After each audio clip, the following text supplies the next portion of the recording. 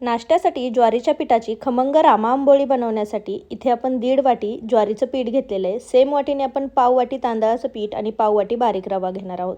चवीनुसार मीठ टाकायचं आणि यामध्ये 1 चमचा हळद आणि 1 चमचा लाल तिखट टाकणार आहोत. तसंच 1 चमचा आपण यामध्ये गरम मसाला घालणार आहोत.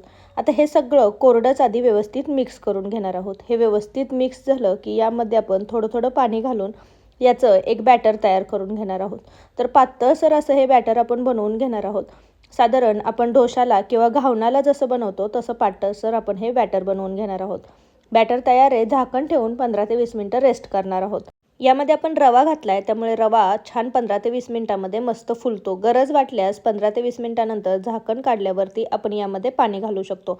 तर आपलं पातळसर असं बॅटर तयार आहे. इकडे मी तवा गरम करायला ठेवला आहे. यावरती तेल ग्रीस करायचं आणि यावरती मस्त पातळसर अशा या घावनासारख्या आंबोळ्या घालून घ्यायच्या.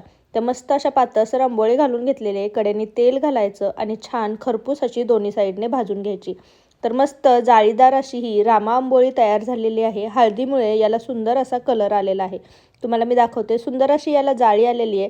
तर याची फुल रेसिपी इन डिटेल मी चॅनलवरती टाकलेली आहे. लिंक मी वरती त्रिकोणात देते. तर अशी ही खमंग रामा आंबोळी तुम्ही टोमॅटोची चटणी, सॉस किंवा दह्यासोबतही सर्व करू शकता.